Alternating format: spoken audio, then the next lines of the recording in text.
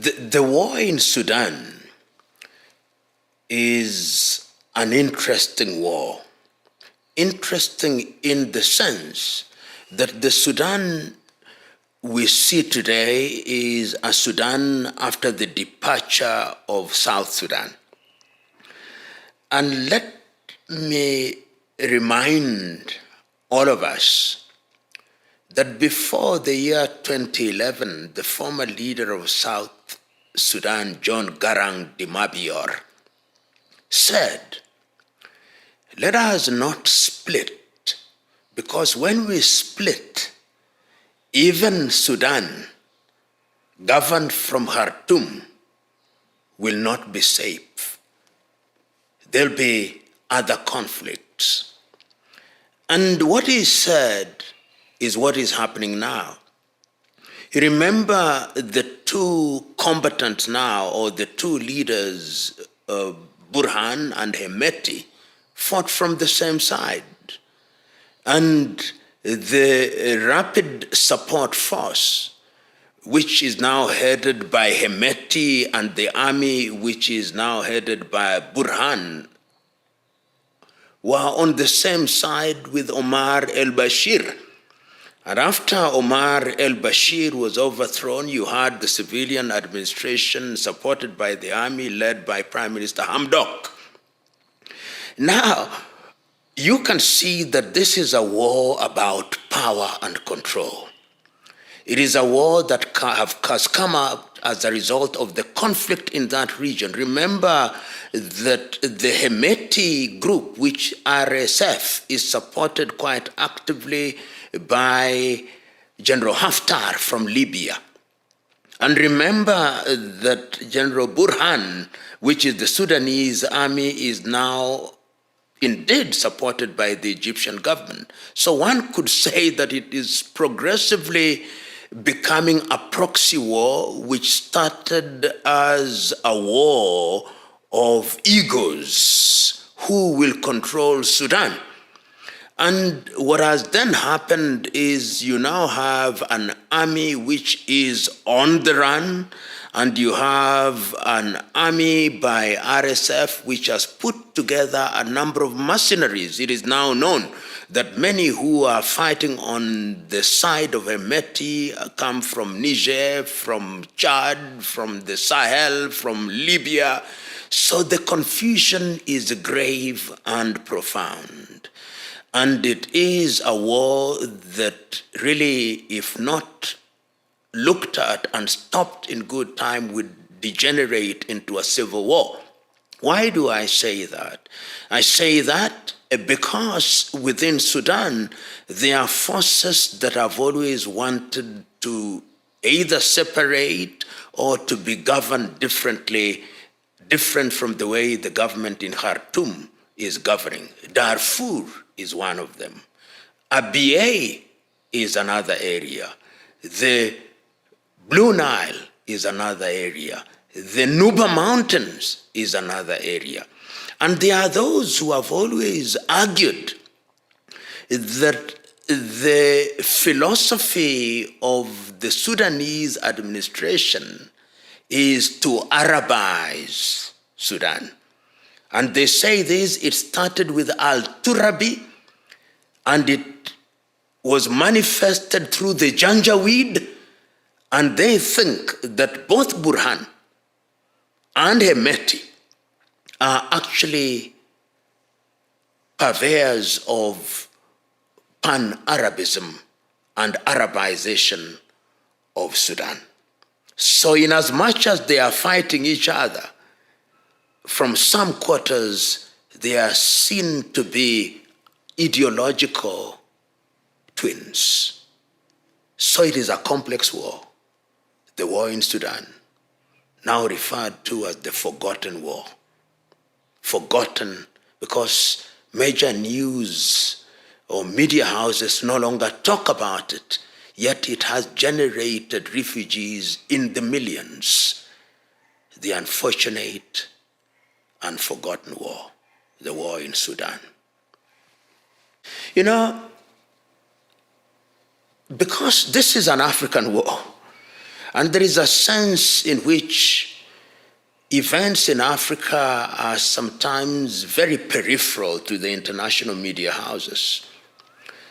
And for that reason, if you look at many media houses, whether they are the big Western media houses like Deutsche Welle or Western medias, or particularly Deutsche Welle, CNN, or the BBC, or Radio or France TV, or any one of them, they don't talk about it because from where they sit, it is not a country that has a lot of strategic significance for them. And the African media houses do not have the capacity to really have people on the ground. They don't have the financial capacity. They don't have capacity to actually report these things in the manner that they ought to be reported. The net effect is that if you ask 1 out of 10 people in any country in Africa, they don't know what is happening in Sudan. And we know as a fact that there are refugees in Chad, refugees in Ethiopia, refugees in South Sudan, refugees in Egypt, refugees in Libya to the extent that they are not expelled. And the humanitarian situation there is dire. It is dire because even the support system from multilateral organizations such as the UN is very minimal. The African Union is silent.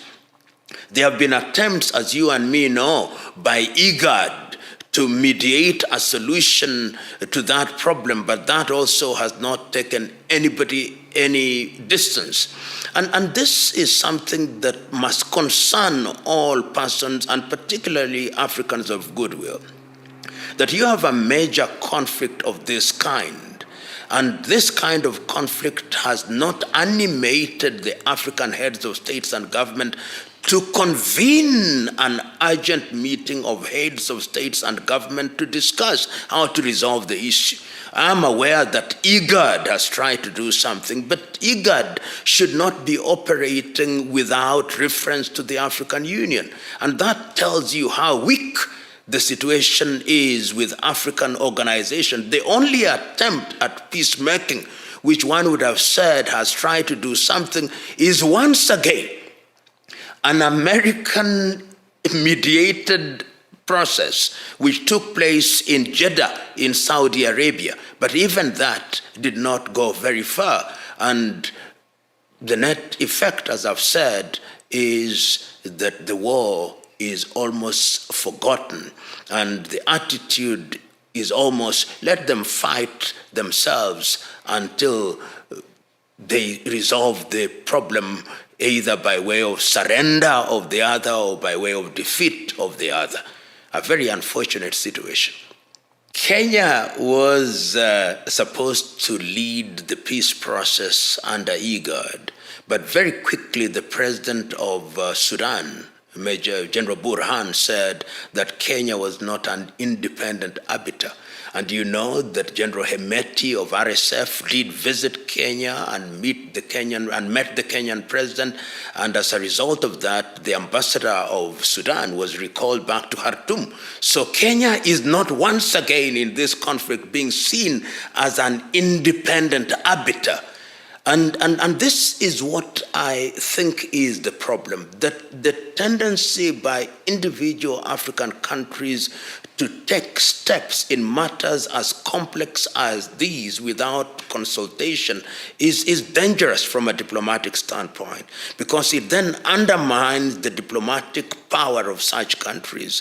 And my view, once again, is that when you want to resolve regional conflict, it is always wise to use the avenue that is provided by regional organization.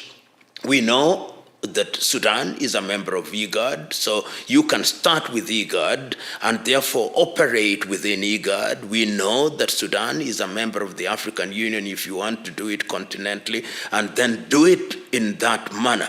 But if you want to be unilateral, as if you are one of the major powers, the net effect is that you'll find yourself being excluded and being considered as a pariah nation. And that is not good for any country that when you move forward to offer solutions, you are seen to have taken side in matters which are very complex, because matters of this nature are very complex, and it is important to treat with care and with caution and to consult very widely and to ensure that you give due regard to governments which are internationally recognized. If you don't do so, then you burn your fingers and burn them very badly. Within the continent of Africa, the impact of the war in Sudan is major. Look at Egypt. Egypt has had to bear the brunt of refugees. And when you talk about refugees, then you are talking about humanitarian situation in that particular area. And Egypt actually has stopped some of the refugees from crossing into their territory. Look at Chad, which has had her own problems. The humanitarian situation in that part of the world is terrible. And we now know that it is going to be for a long time, because young children who ought to have been immunized against diseases such as polio and measles will not be immunized for the next many years. Ethiopia, which has had problems, also is bearing the brunt of this. Libya is bearing the brunt of this. South Sudan, which has our own problems, is bearing the brunt of this. And remember that when there is a war, there is no economic activity. And when there is no economic activity, it means there is no production. You will have read that when the bombardment was taking place in Khartoum and in the twin city of Omdurman, and people went to Port Sudan, then what happened is that there was a major humanitarian situation there, almost a plague of flies because of the sewage situation in that area. Port Sudan is a very important port for South Sudan for purposes of exportation of their oil. That is disrupted. So the impact from a humanitarian perspective, the impact from an economic perspective is huge. Remember, Sudan, in terms of sheer territory, is one of the largest countries in the continent of Africa, and that is not good. So we are going to see the impact of that war not only now, but for a long time to come. There is no agriculture going on in that country. And if there is no agriculture, it means that there will be a food shortage. And the world is now facing very, very, very many difficult circumstances with the ongoing wars. We know the war in Ukraine, which the area that produces grain is problematic in terms of food production. And we have already talked about other wars. So the war in Sudan is devastating, but is not receiving the kind of attention that we would want it to receive. The argument which I've had put forth by the Sudan army led by General Burhan that they are going to have a military victory is without merit. The situation on the ground tells a different story. It tells you that there is a stalemate of sorts. It tells you that there is now indiscriminate bombing. It tells you that the original reason, if there was indeed a reason why the war commenced at all, has been lost. There is now war for war's sake. It tells you that it is egos that are standing in the way of resolution and therefore occasioning human suffering. If that war is not stopped, it is going to animate other interests and may degenerate into a civil war, which will involve combatants from places such as Darfur, places such as Abyei, places such as the Nuba Mountains. And when you start a civil war which has many heads, Hydra-headed, it could go on for a long time. So what is the way forward? Easier said than done. But I believe that it is important for the African continent and the institutions of African Union to come forth and begin to do something about it. I personally do know some retired African heads of states, and in formal settings we have said and told them it is the duty of the eminent African former heads of state to come into the arena. We have people like Olusegun Obasanjo. We have people like Jakaya Mrisho Kikwete. We have people like Joachim Chissano. We have individuals, people like Thabo Mbeki, who in my view should now come forth and lead this process under the auspices of the African Union. The African Union is too lethargic. And the idea that we'll rely on Saudi Arabia or the United States of America to resolve this war is without merit.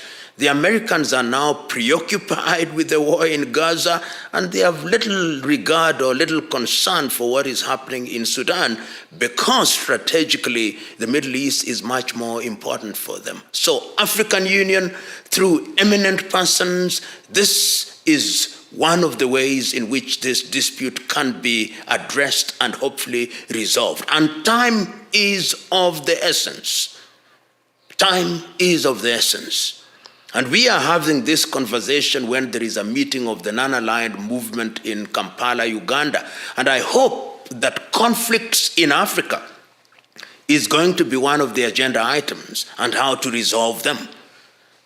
And if that is what is going to happen, then let us hope that it will happen sooner rather than later.